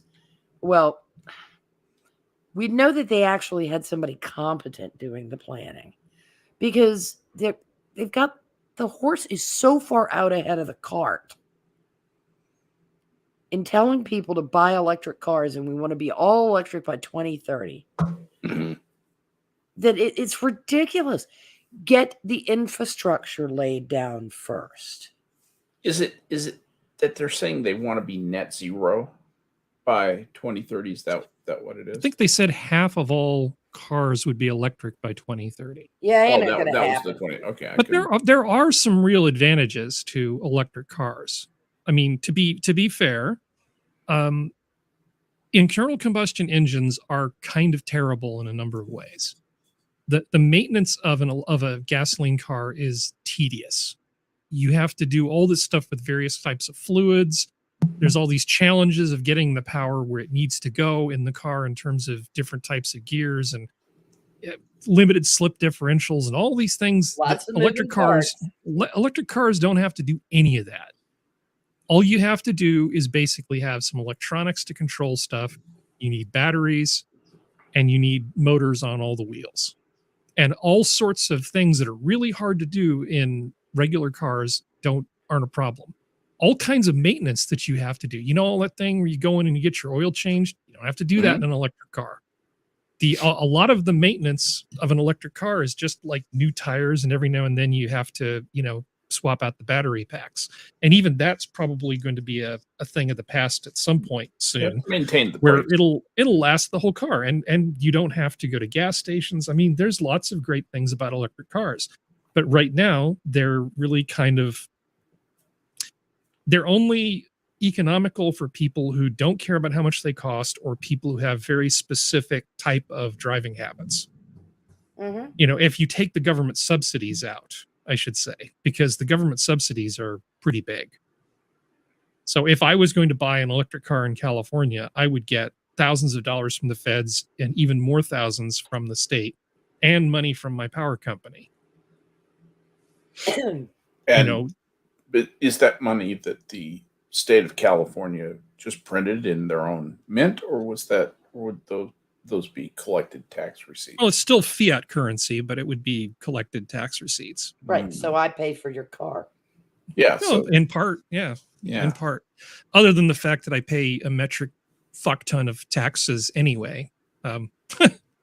No, I wasn't suggesting that you were freeloading, but I don't want to buy cars for everybody in California. No, I understand. And there are people that are, if you look at somebody who's commuting, right, and they'd say housing costs are too high near where I work, so I'm going to get a house far away, and they buy a Nissan Leaf for $35,000.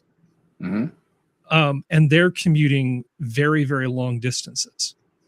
That's actually not such a bad value proposition when you look at how much it costs to keep that thing moving and all of the hassle that you don't have to deal with. Because on the one hand, if he tried to use this car to go cross country, it would take forever because you'd have to stop all the time to recharge this thing. But it's more than capable of you get up in the morning, get your little thermos of coffee, you get in your car and you start driving, and then you come back and then you plug it in at night, and the next morning rinse, lather, and repeat.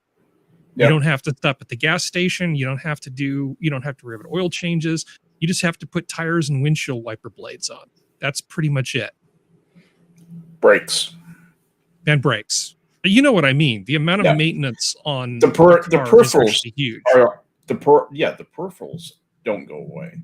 But the pain in the ass stuff that you're talking about, transmission becomes a lot simpler. I'm pretty convinced that transmissions are elven magic.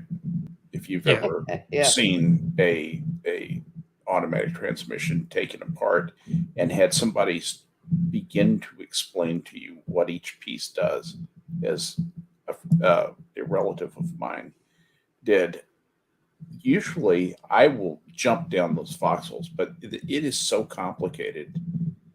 It's mind bending.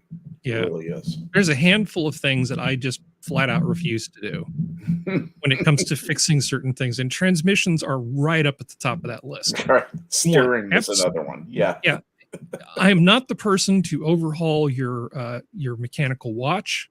I am not the person to overhaul your transmission. And they both have two things in common, or one thing in common. They have lots of tiny little parts that once you take it apart, you will never get it back together. Unless you know what you're doing. Now, I've actually overhauled a turbocharger.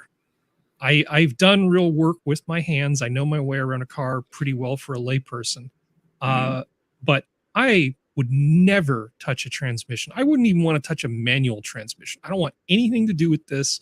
Just, get some pro in, clutch. I don't want to deal with it. But an electric car is amazingly simple by comparison.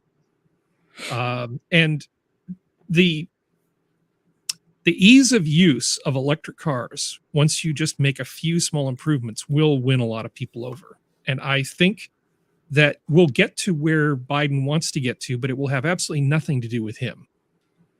all they're going to do is try to throw some money at it, which might make the value proposition a little better for a small number of people, but it's not going to put half of the people in electric cars by 2030. I just don't see it happening. Yeah, too many people like to drive too far, too much of the time, in my opinion, for electric vehicles to make a go to really push out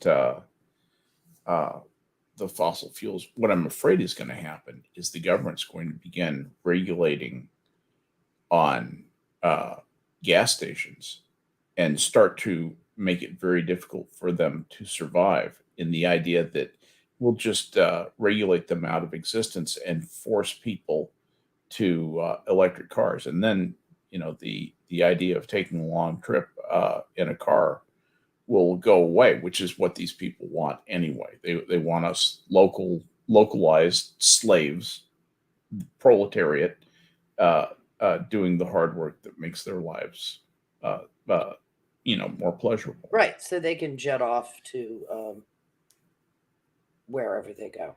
Yeah, exactly. Yeah. I actually did this calculation once. I can't remember what motivated me. Oh, it was an annoying person who happened to be from India talking about green stuff. This was an IRL thing. And I sat down and I calculated, based on the best efficiency for a commercial airplane, what this person's carbon footprint looked like, given that they go back to visit family in India twice a year. It's not even close. I have one of the smallest carbon footprints of anybody you'd know. I have solar panels. I ride a motorcycle as much as I can to cut down on my carbon footprint. And I did that not so much because of carbon, but back originally when there were Americans getting shot at, and oil was one of the contributing things. I thought, I think as a person of good conscience, it would behoove me to look at some ways of reducing my impact. And I looked at what an electric car would cost then, was huge. I can just go out and spend, $10,000 on a motorcycle, just sort of a median price. You can get a decent motorcycle for $7,000 or $8,000 new. And obviously you can spend as much as you want if you want to get a lot of chrome. Yeah, I was going to say, you can overspend. Sky's the limit my friend. And if you want to talk about expensive maintenance, by all means, buy a BMW. There are no user serviceable parts on that bike, my friend. No. Yeah. That is not a fun bike to own. But they will give you a loaner when you bring it in for service. The bolts that hold the instruments on the handlebar have to be torque wrenched. Yeah, 40 pounds of torque. But you think I'm joking? Oh no, I'm not. No, Japanese bikes are the same way. There's specific torque measurements for everything.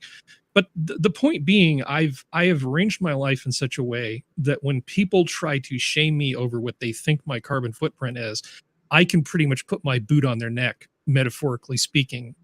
Yes, you can.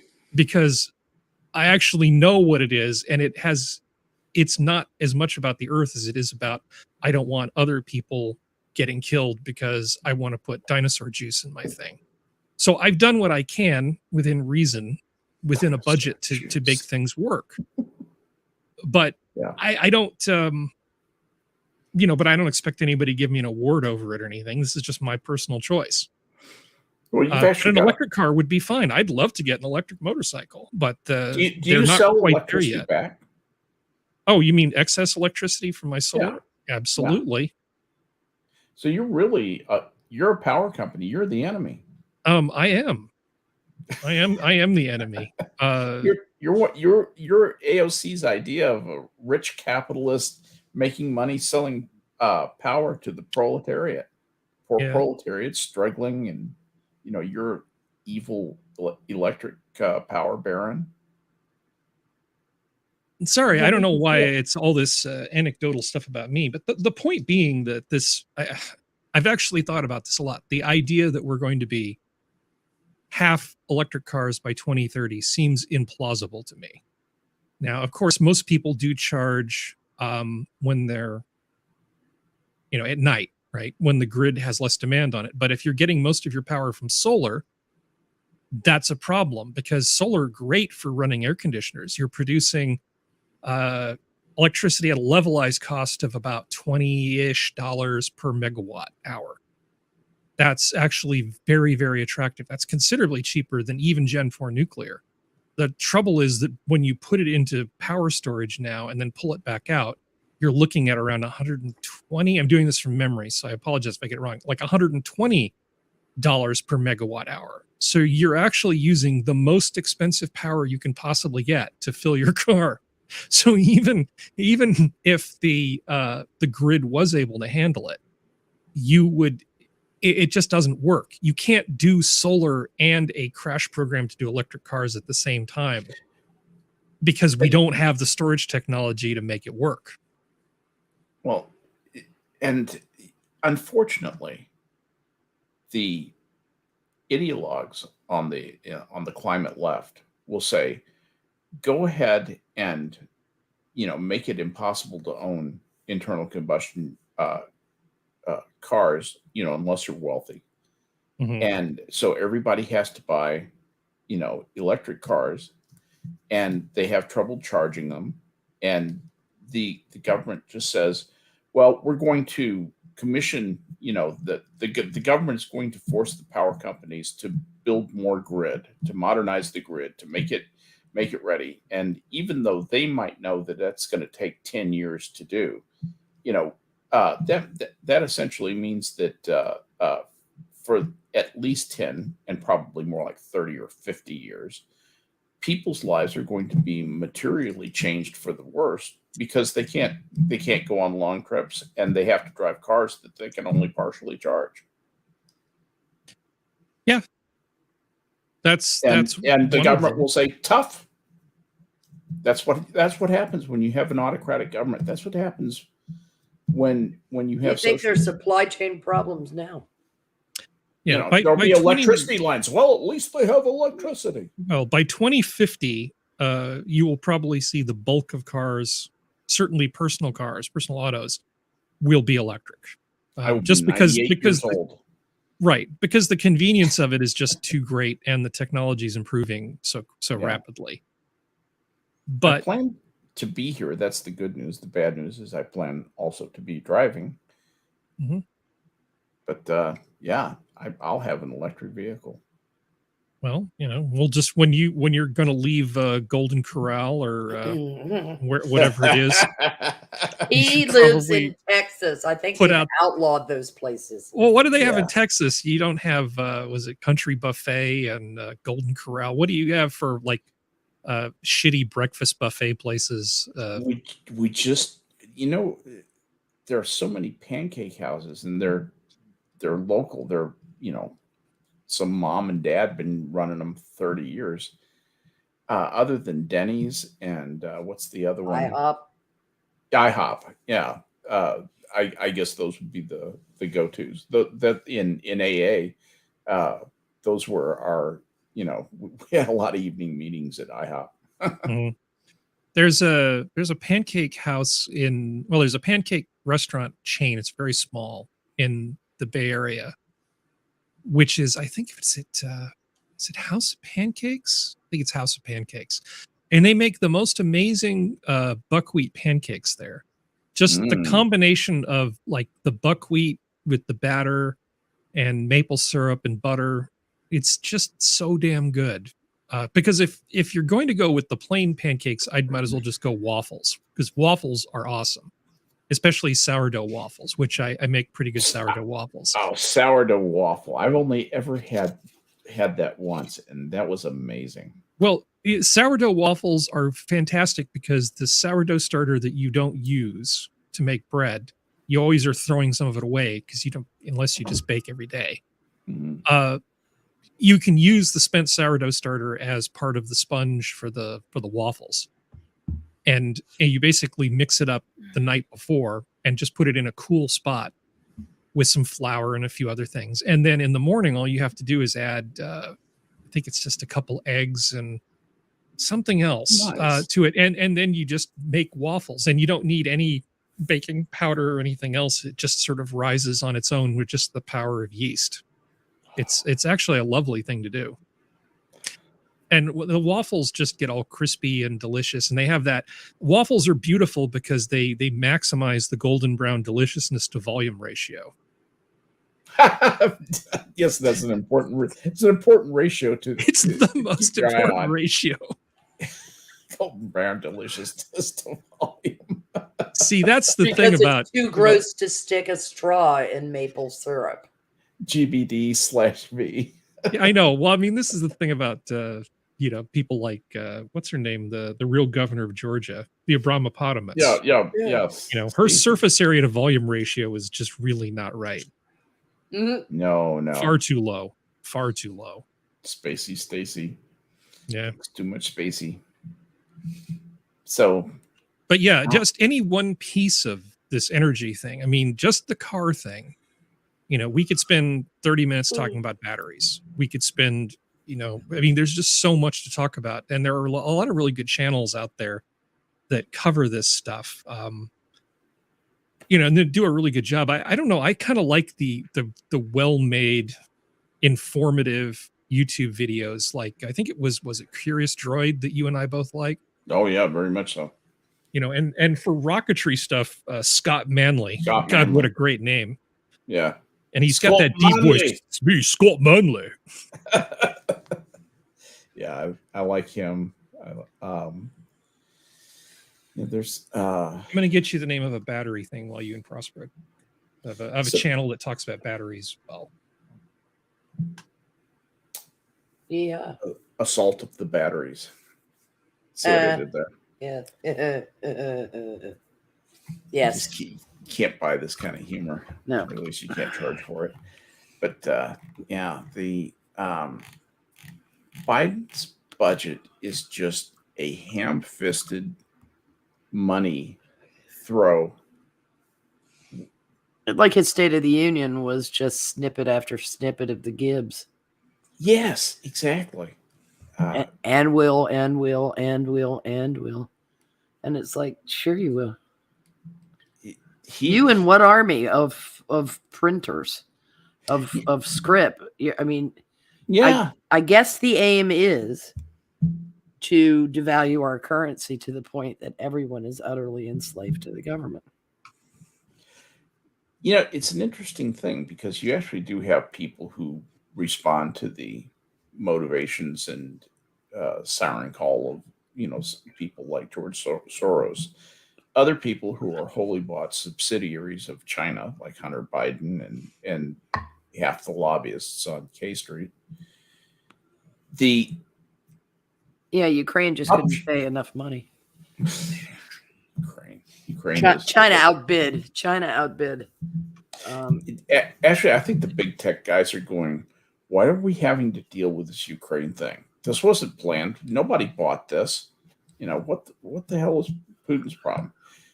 And by the way, here's my take on Putin is that he was afraid he was going to be replaced. He was saying, I'm afraid Ukraine is going to join the NATO, and he is afraid of regime change. Yep. He watched it happen, and so Biden's misspeaking as egregiously as he did the other day was precisely the wrong thing to say. And MSNBC characterizing his misspeaking as, wait for it, endearing. Uh-huh. Yeah, he's the Jar Jar Binks of foreign relations. Yeah, I mean, they're good. Yeah, we thought C-3PO was bad. He's so stupid. Jesus Christ. I couldn't believe of all the things to get Putin's hackles up. So, of course, Russia responded in kind by making the remark that they hoped that their good friend and associate Trump would be elected the next time because it was time for regime change in the United States. That came out of one of the secretaries within the government. And of course, it set off a shit show of nonsensical, hysterical little twats like George Conway saying we thought he'd learned his lesson about Trump, as if Trump made them say it. No. It's your boy, Biden, who provoked them into saying this. If you don't think Putin didn't throw a shit fit, I told you so, shit fit, George Conway's a psychotic. Changed my mind. Yeah. Well, I don't trust either in any of the Conways. I mean, they're nuts. Is this like nuts? Imagine having Kellyanne for a mother. Jesus Christ. That's like Texas cheerleader mom. It's like Black Widow mom. It's just terrifying. Just terrifying, dysfunctional people. You know, Yeah. it really does make you long for the day when you were just seeing the Carvels on TV all the time. Because I didn't mind that. I didn't either, because both of them are intelligent people. Yes, and decent people too. Yes. I mean, as annoying as James Carville is, Yeah. he is a deeply charitable, deeply religious man, very devoted to his family. That's why Very that marriage patriotic, too. occurred. He's very patriotic too. You know, He loves those this country. yeah, those two are patriots. They just Yeah. have very different political standpoints. Yep. But they also have very much the same viewpoint on parenting Yep. and civic responsibility. Yeah. And you know, one thing that Carville's been left behind by the progressives. You know, that is not his cup of tea. No. He does not like the divisive language. He doesn't like the othering that's been going on. That was never his. Look, the politics of personal destruction was always personal. It was always aimed at the solely at the individual they wanted to take down. Yeah. It was not aimed at everybody that person ever spoke to in their entire life, or anybody that voted for that other person. No, that was an enhancement. Yeah, because they took it. Those people are soulless. They don't have any conscience. Well, they do. See, that's the problem. Carville still has a functioning conscience. You know, that's actually a really great point. It's something that I was hoping. You know, unfortunately, there's 5 minutes left in the show, but sometime I'd like to discuss this. There are people on the left who are really good people who just really disagree with me about the role government should play, you know, from everything from where rights come from to how money should be handled and opportunity and capitalism, all the things that government touch, we might disagree on. But they're decent, they're good people. And the other thing is the left, the viewpoint of the progressives, there are lots and lots of valid reasons for them to want to do the things that they want to do. They go and they see, you know, people who are living in real privation, in real poverty, and they say, you know, government, we are so prosperous in this country. Why can't we provide at least a better basic standard of living for these people, and so that they can, you know, access the opportunities that our country has, and that government should make that happen for them. That's where we disagree. But there's nothing wrong with them calling out the need for that. And there are good people on the left, progressives. A number of them follow me, and I follow them back on Twitter, who we simply disagree about what to do about things. We don't really disagree much. You're talking about the old what the guard problems progressives, though. The old guard progressives, not this new. Some of them are very young, Prospero. Some of these people are 19, 20, 21 years old, and they're very well informed. I'm not talking about the crazy ones, the bomb throwers that, you know, I see you doing battle with every once in a while. Just, you know, I think you just take them down just because you can. But you know, like a lion just casually killing jackals because They were there. Something to do. I was But- bored. Yeah, exactly. Walking through the jungle. My nails needed trimming anyway. Exactly. So, but you know, it's we need to get back to that, to where we can talk with one another, be civil with one another, and want the same general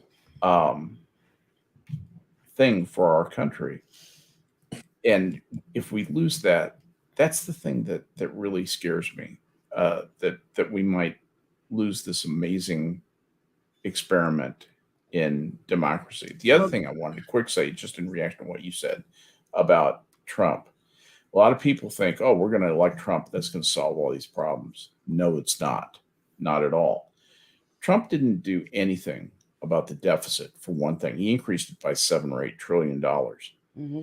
And, they say, well, The way pretty much every Republican does. We're going to wait. Biden says we're going to raise taxes on the billionaires. Billionaires hold, what is it, Harry? About $6 trillion, approximately. It's something like that. $5.5, $6 trillion, maybe $5 trillion. That will not run the budget for the United States for 1 year. No, it's a fart and windstorm. Exactly. So that's if you took all of their wealth, all of their money away, 100% of their wealth away, turn them out on the streets with just a jockstrap. Yeah, that was about 10 years ago. It would only run the government up until about August. Fully run the government.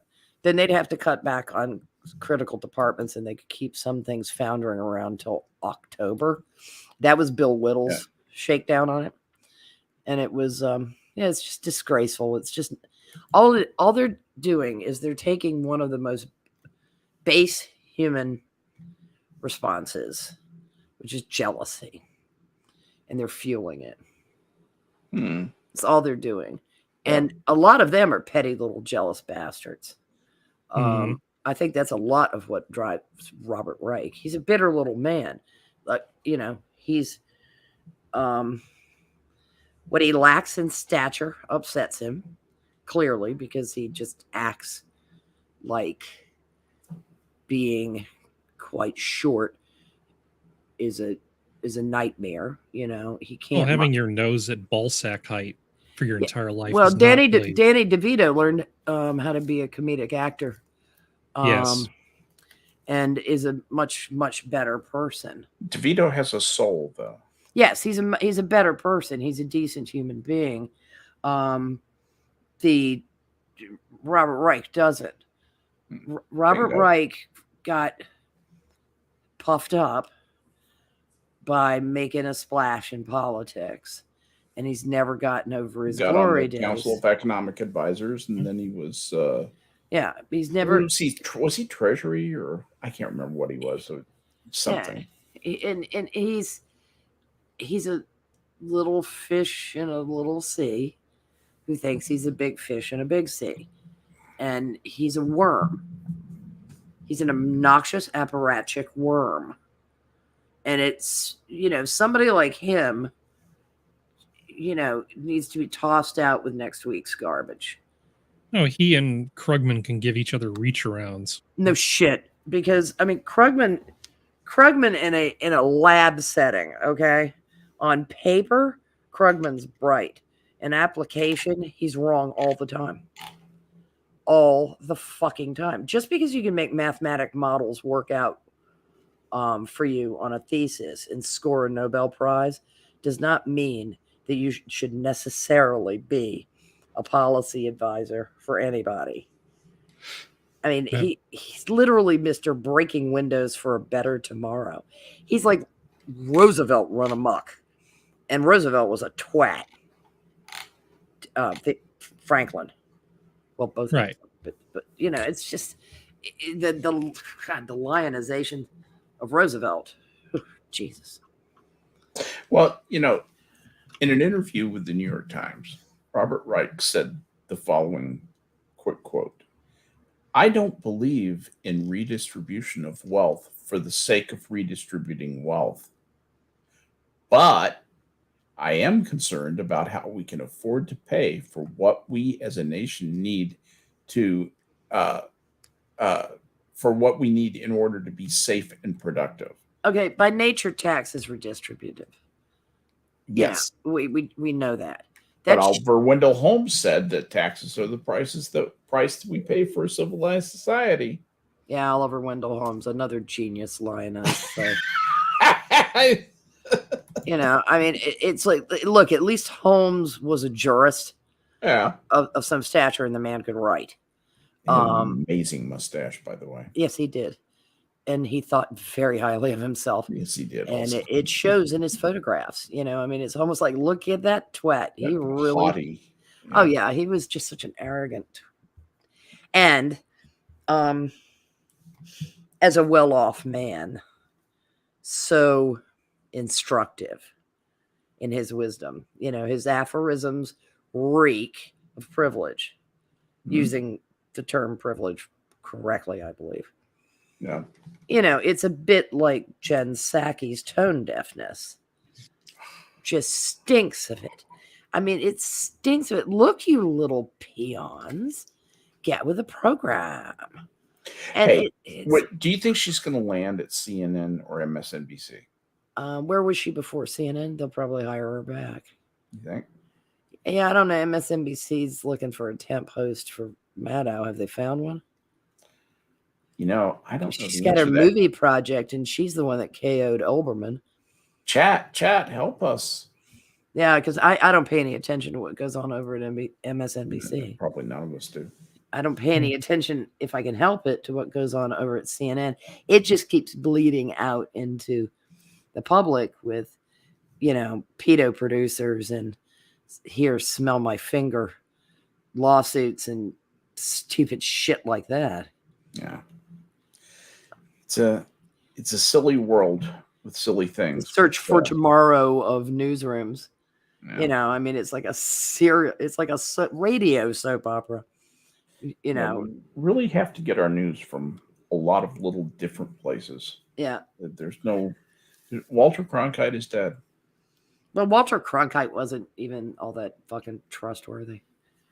Well, he was for a long time. I would agree with you maybe in the later years. I think I know what you're saying, but I think for a long time he gave the straight news. Yeah, I mean, I think most of them did. John Chancellor was the first one to come along who could not stop editorializing when he... I was going to say, Chancellor was presented the news. Liberal. Oh, well, so was Cronkite. Cronkite was a screaming lefty, but he had the money to be. That's the one thing I've always noticed about a lot of these screaming lefties. They can afford it. I don't mind paying higher taxes. Scrappy was not a Cronkite fan, evidently. Just Uncle Walter, I mean, and it's just Ernie Pyle was a journalist. Yeah, now Ernie, don't say anything bad about Ernie Pyle. No, I wouldn't. That's why I said okay. Ernie Pyle was a journalist. Yes, he was. Dan Rather should never speak the man's name. When Grandpa gets out of control for prompt control of senile agitation. That's right. Get you some Thorazine and watch old Gramps shuffle down the path. He thinks he's going 100 miles an hour. He can't even get the mailbox for Thursday. What do you think of this one, Skep? Like it. For ladies in distress, Equinil. What is this, morning after pill? Or No. I know what it is. Oh my goodness. It's an antidepressant so that people won't be so sad about menstruation. I got a nervous condition. Whenever your patients' lives are complicated by anxiety and tension, particularly before and after menstrual period and the menopause, Equinil will allow you to restore their repose safely and reliably. It is the selective daytime sedative. It relaxes mind and muscle without clouding consciousness or impairing judgment. Look what that is. Prescribe Look Equinil what it is. For your next lady in distress. Meprobamate. That's meprobamate. That's what that is. Yeah.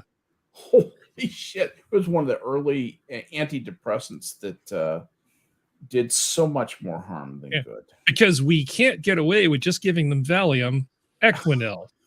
Yeah. Just seeing that picture of those two women made me think of a story that Florence King told to our listeners. If you have not read any Florence King, read it all. Read it all. But oh God, what was the name? Confessions of a Failed Southern Lady. Southern Lady has a couple of stories. Her father was English and therefore more stoic, and her mother was Southern. Packaging up her used pads in wax paper. Oh dear God. Oh dear God. And discussions of I'll never forget the one she told about being on the boardwalk. I think at Ocean City. They had gone up there. Who knows where they were, but they were at the shore, and she overheard somebody talking about, and then she passed a watery mole. And all the women were like, "Oh my God! Oh, that poor woman! Okay, just carrying on." And she went and asked her dad what they were talking about, and he said, "Just ignore the neurotic women, please. Listen very carefully to me." I mean, it was far funnier than that. How her dad was like, "I just need you to promise me that you will never be like them. Please don't ever be like them." And she wasn't. And I mean, she was Southern. You could not hear her speak without recognizing that. But Florence King was a character and an extremely funny writer. Extremely funny. And perfection as far as editing her own stuff. Oh yeah, to the point that she didn't get the last stuff finished because she was dying and couldn't get it all right. But she got more bitter the older she got. It gets a little bit harder to read her later because she really is quite embittered at the when end. She came back to National Review and started doing those one-off columns. Those columns were not her best columns. No. She was a bitter, dying woman, and it was tough to read. She sounded lonely to me. Yeah, she was.